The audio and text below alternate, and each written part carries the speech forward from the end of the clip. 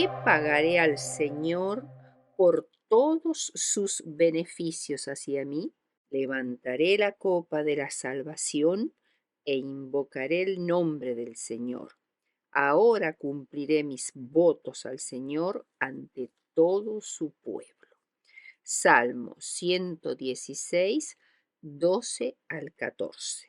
En el antiguo Israel, las ofrendas del pueblo hizo posible la construcción del tabernáculo y más tarde del templo y también los gastos de mantenimiento de esos lugares de culto.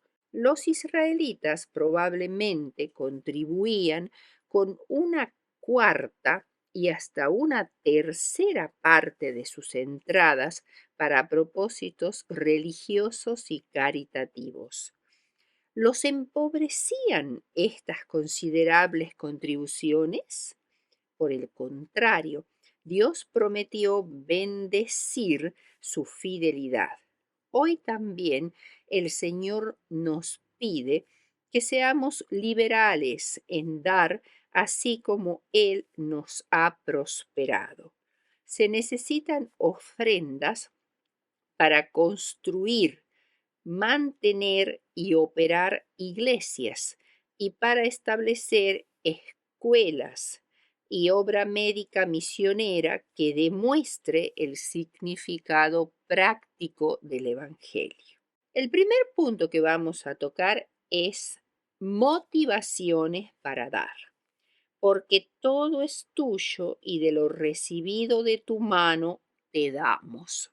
Primera de Crónicas 29:14. En este texto, el rey David, al repasar sus preparativos para la edificación del templo y el acopio de materiales dados de su propio tesoro y de ofrendas liberales de todo el pueblo, habían logrado reunir unas 100 toneladas de oro de Ofir, unas 239 toneladas de plata, 3.420 toneladas de hierro y mucho bronce. También muchas piedras preciosas. Sin embargo, David reconoce la absoluta incapacidad de él y de su pueblo para dar algo a Dios a menos que Dios mismo les hubiera puesto en el corazón el espíritu de dadivosidad y en las manos los recursos necesarios para dar. Toda la tierra y todo lo que hay en ella son de Dios, y al ofrendar ellos solo devolvían un poco de lo que se les había dado. Por lo tanto, la primera motivación para dar es el agradecimiento por haber recibido la vida y todos los demás dones y recursos de Dios. Segunda motivación para dar. La mayoría de las personas gasta su dinero en lo que no es pan y su trabajo en lo que no sacia. Con demasiada frecuencia tendemos a hacer de las cosas materiales el principal propósito de nuestra vida. Cristo quiere que demos a las cosas más importantes el primer lugar y nos asegura que las cosas de menor importancia serán dadas a cada uno según su necesidad. Una motivación para dar ofrendas es aferrarnos a estas promesas de ser bendecidos por Dios al actuar de esta manera.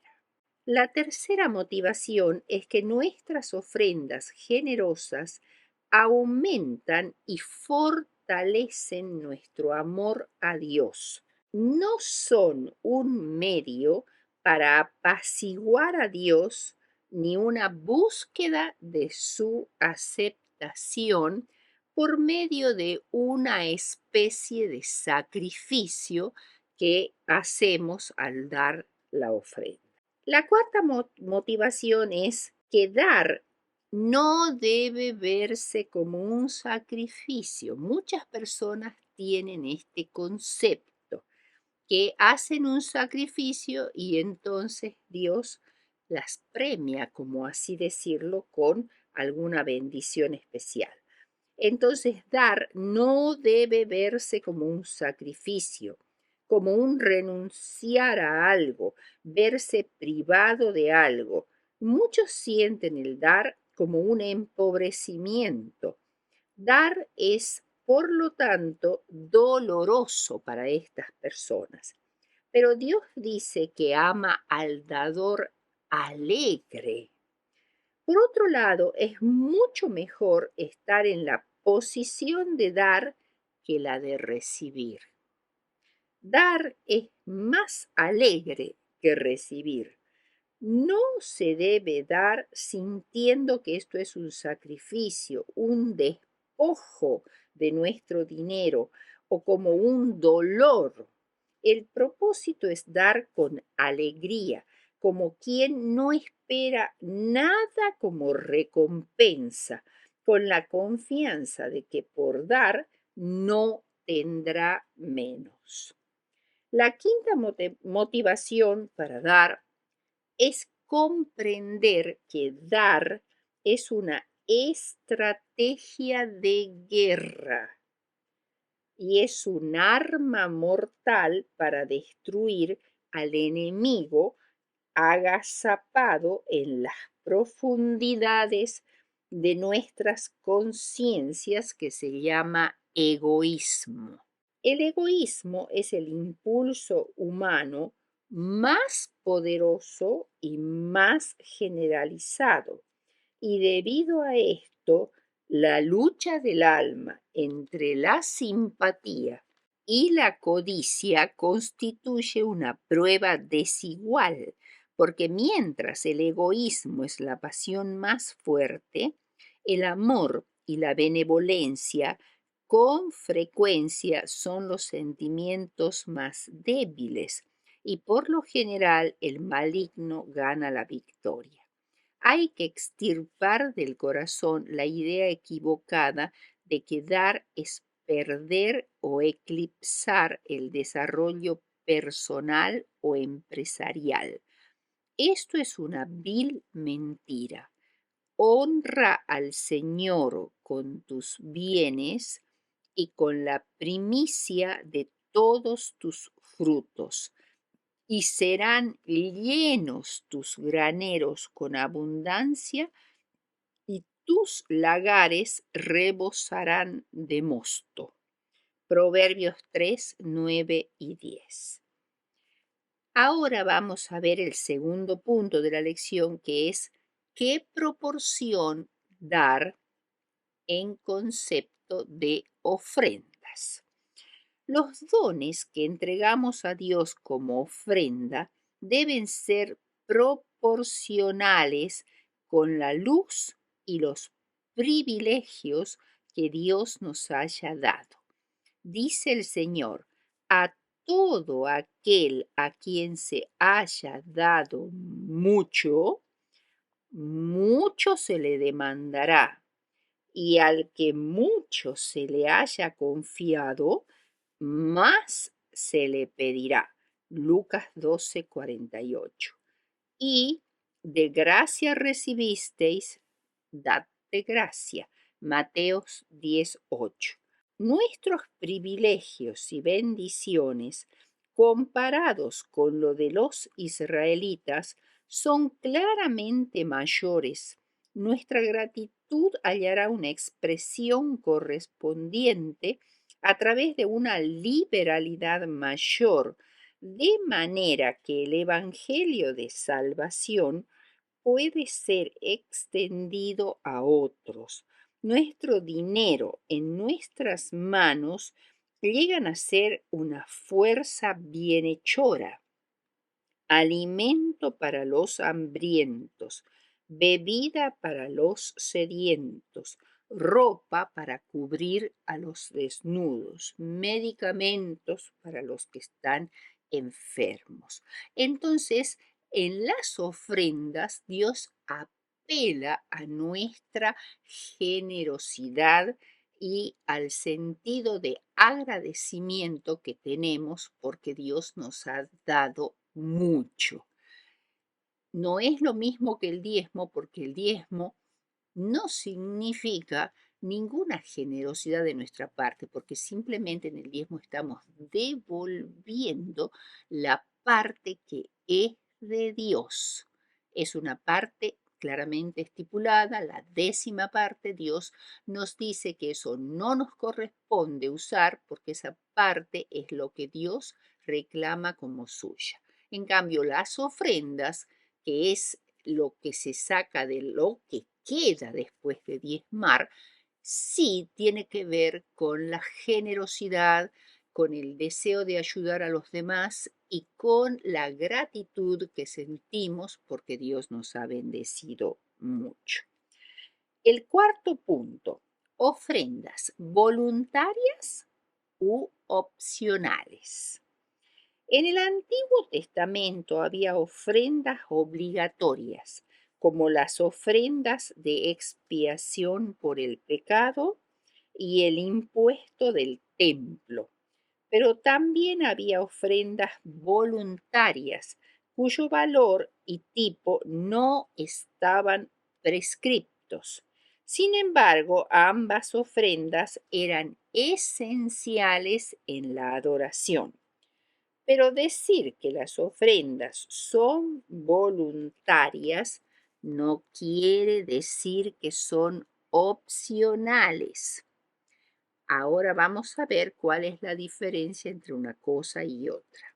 Voluntario significa hacer algo por voluntad propia, sin sentirse presionado ni obligado por los demás. Sin embargo, estas ofrendas voluntarias no eran opcionales porque eran esenciales para la adoración.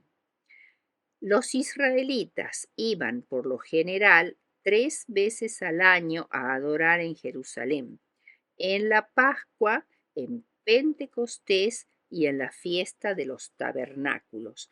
Y era impensable para un israelita presentarse a adorar sin llevar ofrendas voluntarias.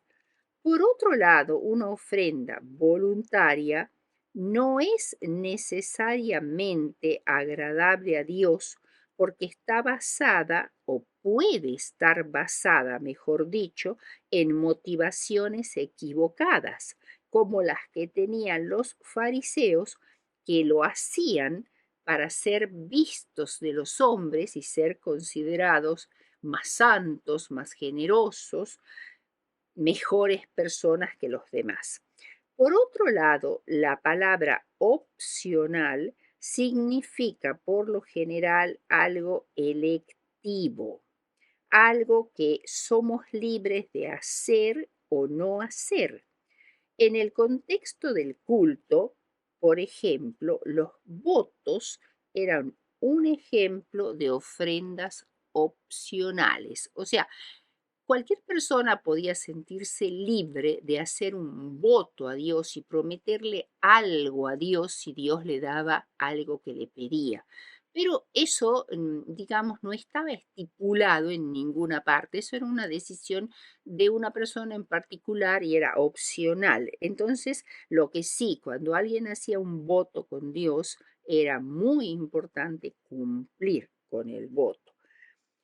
Pero las ofrendas eran partes inseparables de la expiación, el perdón, la gratitud y la dedicación. Por tanto, las ofrendas espontáneas, o sea, digamos voluntarias, no pueden ser opcionales en el culto, como eran los votos, por ejemplo. Las ofrendas son voluntarias en el sentido de que surgen de un corazón lleno de amor y gozo por obedecer al Señor y por darle lo mejor que poseamos. Quinto punto, la ofrenda y la adoración. Las ofrendas son parte inseparable del culto de adoración, que incluye predicación o enseñanza, oración, música, diezmos y ofrendas. Era impensable para el antiguo Israel presentarse en el templo para adorar con las manos vacías. Deuteronomio 16:16. El Salmo 96, versículos 8 y 9 dice: Dad a Jehová la gloria y el poder. Dad a Jehová la honra debida a su nombre. Traed ofrendas y venid a sus atrios. Adorad a Jehová en la hermosura de la santidad. Temed delante de él toda la tierra. Por tanto, debemos considerar que como hijos de Dios es un privilegio, una oportunidad y una responsabilidad llevar nuestras ofrendas a los cultos de la iglesia. Y el sexto y último punto es: Dios toma nota de nuestras ofrendas. Tanto en el caso de la viuda que dio 2 moneditas de cobre, las más pequeñas que había en el sistema monetario de Israel, como el caso del centurión romano Cornelio, que era un dador generoso sin ser judío, o como María, quien ungió a Jesús con un perfume de nardo muy escaso y muy caro, equivalente al salario de un año de un obrero, como en el de Bernabé, quien ofrecía como ofrenda el precio de una propiedad que él vendió y cuyo sobrenombre Bernabé, porque él se llamaba José, pero le habían puesto este sobrenombre Bernabé, que sugestivamente quiere decir hijo de consolación, o sea, es decir, que es el que consuela. Y se nos hace saber que Dios tiene en cuenta estas ofrendas de estas personas, las tuvo en cuenta, las anota en su libro, y también tendrá en cuenta de la misma manera nuestras ofrendas de amor, de agradecimiento. La ofrenda de la viuda pobre era la menor de las que se recogió ese día, pero para el cielo era la mayor de todas, porque ella había dado la totalidad de su dinero en ese momento, mientras los ricos fariseos y saduceos daban de lo que les sobraba. Cornelio, centurión romano y prosélito de la fe judía, era conocido en el cielo por sus generosas ofrendas, aún sin conocer casi nada de Dios y de su adoración. Su corazón era sincero y amante. María, a pesar de ser pobre, había gastado todos sus ahorros para demostrarle a Jesús su amor y agradecimiento. Y Bernabé, el compañero de Pablo y gran misionero, era el que consolaba a los pobres y solucionaba muchos problemas de la naciente iglesia con sus generosas ofrendas. El cielo tiene en cuenta no tanto la cantidad, sino la actitud con la cual damos. En conclusión, diremos que dar ofrendas a Dios no debe ser un acto ocasional y mezquino como para calmar la conciencia, sino que se debe dar en forma metódica y de corazón alegre, para romper la maldición de una naturaleza egoísta, para hacernos felices a nosotros y a muchas personas que quizá ni siquiera conocemos y están viviendo a muchos kilómetros de nuestro país, y para permitir el crecimiento armonioso de nuestras facultades espirituales, materiales e intelectuales.